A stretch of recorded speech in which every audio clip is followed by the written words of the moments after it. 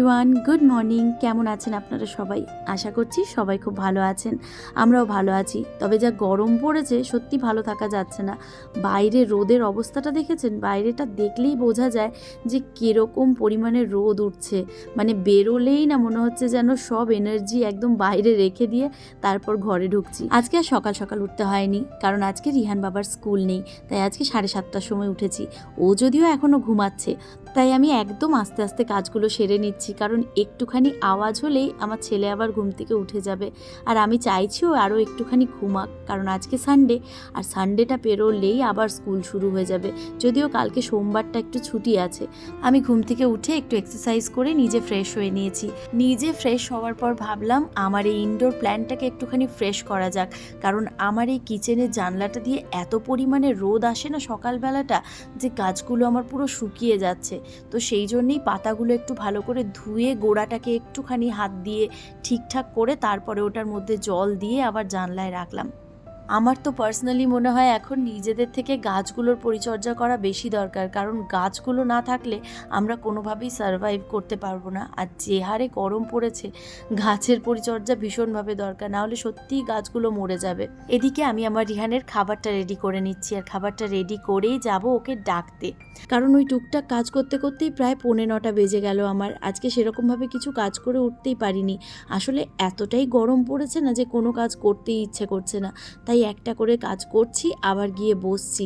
যদিও কয়েকটা ছোট ছোট কাজ ছিল, ওই কয়েকটা জিনিস শেষ হয়ে গেছিলো, সেই জিনিসগুলো সব কোটোয় কোটোয় ঢালা, ওই করতে করতে অনেকটা টাইম পেরিয়ে গেল। আর এদিকে দেখুন, আমার ছেলেটা উঠতেই চাইছে না, এত ঘুম রয়েছে ওর চোখে। আসলে উইকেন্ড এলে না, মানে স্কুলে যতটা ও টায়ার্ড হয় তার থেকে বেশি উইকেন্ডে হয়ে যায়, কারণ আমরা উইকেন্ডে একটু এখানে ওখানে বেরোই, সেখানে গিয়ে ও একটু খেলা করে, আর ওই করতে করতে কখন যে উইকেন্ডটা পেরিয়ে যায় বুঝতেও পারি না। ওকে উঠিয়ে ওর পাপার কাছে দিয়ে আবার আমি এদিকে কিচেনে চলে এসেছি। একটু দুধ ফুটিয়ে নিয়েছি, দুধটা দিয়ে একটু দই বসাবো, আর একদিকে চাটাও বসিয়ে দিয়েছি। গরমে জানেন তো একদম চা খেতে ইচ্ছে করছে না, কিন্তু আবার প্রতিদিন সকালে নিজের অজান্তেই কেমন আগেই চা বসিয়ে দিচ্ছি। মানে যতটা না নেশার ব্যাপার, তার থেকে মনে হয় মাইন্ডের ব্যাপার। মাইন্ডটা ওইভাবেই আমাদের রেডি হয়ে গেছে যে সকাল হয়েছে মানেই চা খেতে হবে। চাটা খেয়ে নিয়ে ব্রেকফাস্টটা আগে খেয়ে নেব, আর তারপরে রান্নার দিকে ঢুকবো। আজকে গরমে না কিচ্ছু খেতে ইচ্ছে করছে না। আগের দিনের যে দইটা পেতেছিলাম, সেই দইটা দিয়ে একটুখানি ওটস মাখিয়ে নিচ্ছি, আর বাড়িতে যা যা ফ্রুটস ছিল সেগুলো দিয়ে দিয়েছি। তো ওটাই আজকের ব্রেকফাস্ট। এদিকে দুধটাও মোটামুটি ঠান্ডা হয়ে এসেছে, আর বেশ সুন্দর মোটা একটা সর পড়েছে। তো এই সরটা তুলে রাখবো, আজকে যখন চিকেন করব তখন চিকেনে ওটা ক্রিম হিসেবে ইউজ করতে পারবো। গোটা 1 সপ্তাহ ধরে আমি এরকম সর জমিয়ে একটুখানি ঘিও বানিয়েছি। বেশ সুন্দর ঘিটা হয়েছে, মানে যেগুলো আমি কোনোদিনও ভাবিনি করতে পারবো, সেগুলো কিন্তু এখন ছেলে হওয়ার পর ছেলের জন্য করছি। এটা কিন্তু অদ্ভুত ব্যাপার।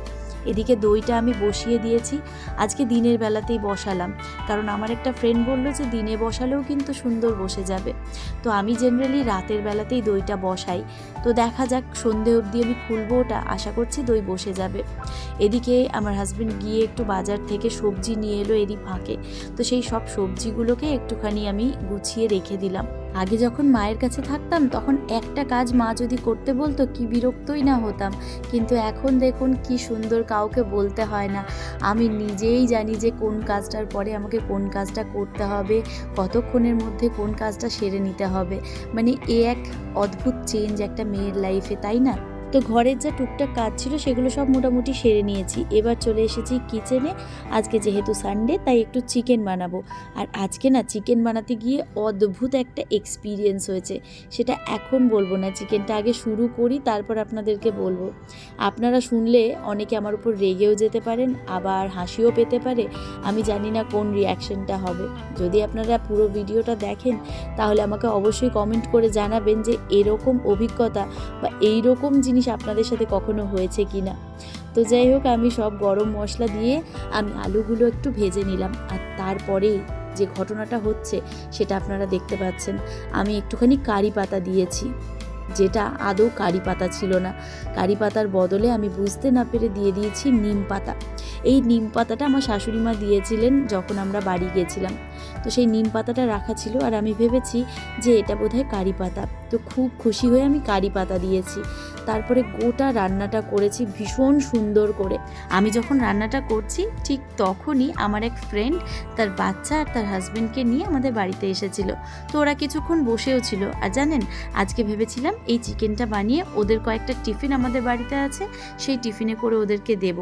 তো যাই হোক, আমি বললাম বসতে যে একটুখানি কষা হলে তাহলে একবারে টিফিনটাতে ওদের মাংসটা দিয়েও দেবো আর 2 পিস কষা মাংসও দেবো। তো ওরা বসেও ছিল। তো এবার আমার মোটামুটি যখন কষা হয়ে গেছে তখন আমি ওদের দুজনকেই টেস্ট করতে দিই। এবার টেস্ট করে ওর হাজব্যান্ড বলছে সব তো ঠিক আছে, কিন্তু একটু না তিতকুটে লাগছে।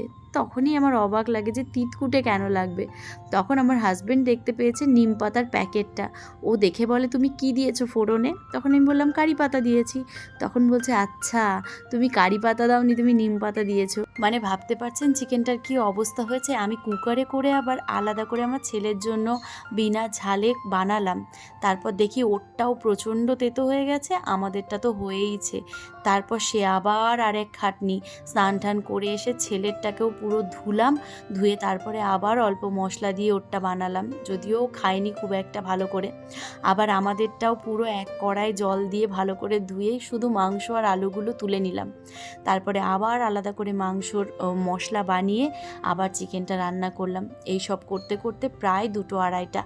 তারপরে আবার বাসন টাসন যেগুলো জমেছিল সেগুলো সব ধুয়ে নিয়েছিলাম। আমি যদিও রান্না করতে করতে যা বাসন হয় সেগুলো ধুয়ে নিই, তাই একবারে না আমার খুব বেশি বাসন হয় না। তো সেই জন্য যে কটা বাসন ছিল সেগুলো সব ধুয়ে নিলাম। যদিও সত্যি বলতে একদম আজকের খাওয়াটা বাজে হয়ে গেছে। আর যে ফ্রেন্ড এসেছিল তাকে যে ভেবেছিলাম দেব, তাকে তো দেওয়া হয়নি। উল্টে ও নিজের বাড়ি চলে যাওয়ার পর আবার কিছুক্ষণ পর এসে একটা টিফিনে করে মাটন দিয়ে গেল। মানে অলরেডি ওর কয়েকটা টিফিন আমার কাছে ছিল যেগুলো দেওয়ার কথা ছিল, কিন্তু সেগুলো তো দেওয়া হলোই না, আবার একটা টিফিন জমা হলো। দেখা যাক আবার কোনো একদিন কিছু একটা বানিয়ে ওদেরকে দিয়ে আসতে হবে। তো সব বাসন টাসন মেজে নেওয়ার পর আমি সিঙ্কটা ধুয়ে নিচ্ছি। রান্না শেষ হয়ে গেলে প্রতিদিনই আমি এই সিঙ্কটা একেবারে ধুয়েই রেখে দিই, নাহলে সিঙ্কটা না একদম নোংরা হয়ে যায়। মানে স্টিলের তো এত ছোপ ছোপ দাগ পড়ে যায়, খুব বাজে লাগে দেখতে। তো মোটের উপর বলতে পারেন আজ সকাল থেকে একটু লস আর লসই হলো। মানে ওই তেল মশলা সব কিছুই লস হলো। প্রথমবারেরটা তো সবই ফেলে দিতে হলো। যদিও পুরো চিকেনটা ফেলে দিতে হয়নি, পুরোটাই খাওয়া গেছে। তবে হ্যাঁ, ওই যে প্রথমটা লস হলো ওইটাই আমার ভীষণ কষ্ট লাগছে। তবে এটাও একটা এক্সপিরিয়েন্স হয়ে থাকলো, মানে এটা নিয়ে পরে আমরা হাসাহাসি করতে পারবো যে নিম পাতা দিয়েও চিকেন খেয়েছি আমরা। তবে এই লসের ঘটনাটা থেকেও কিন্তু আমি একটা শিক্ষা পেলাম, জানেন তো। সেটা হচ্ছে লাইফে অনেক কিছু এমন জিনিস হয় যেগুলো আমাদের লস হয়, যেগুলোতে আমাদের কষ্ট হয়, খারাপ লাগে, কিন্তু তারপরেও সব ছোট ছোট জিনিসকে কিন্তু সিরিয়াস নিতে নেই। সিরিয়াস নিয়ে নিলেই কিন্তু লাইফের যে মজাটা সেটা চলে যায়। তাই যে কোনো নেগেটিভ জিনিসেরও পজিটিভ সাইডটা আগে ভাবুন, তাহলেই দেখবেন খারাপ লাগাটা অনেকটা কমে যাবে। তো যাই হোক, আমাদের মোটামুটি কাজকর্ম সব কমপ্লিট। ছেলে আর বাবা দুজনেই শুতে গেছে, আর আমি এই তরমুজটাকে কেটে এটা ফ্রিজে রেখে দেবো, বিকেলে খাওয়া যাবে। তো সেই জন্য এই কাজটা সেরে নিচ্ছি, আর এই কাজটা সেরে নিয়ে আমিও একটুখানি রেস্ট করতে যাব। তো আশা করছি আজকের এই ভিডিওটা আপনাদের একটু হলেও ভালো লেগেছে। যদি একটুও ভালো লেগে থাকে তাহলে অবশ্যই আমার চ্যানেলটা সাবস্ক্রাইব করবেন সবার আগে, আর তারপরে ভিডিওটা লাইক করবেন, শেয়ার করে দেবেন একটুখানি। আর হ্যাঁ, অবশ্যই আপনাদের কি ভালো লাগলো সেটা কমেন্টে জানাবেন। টাটা।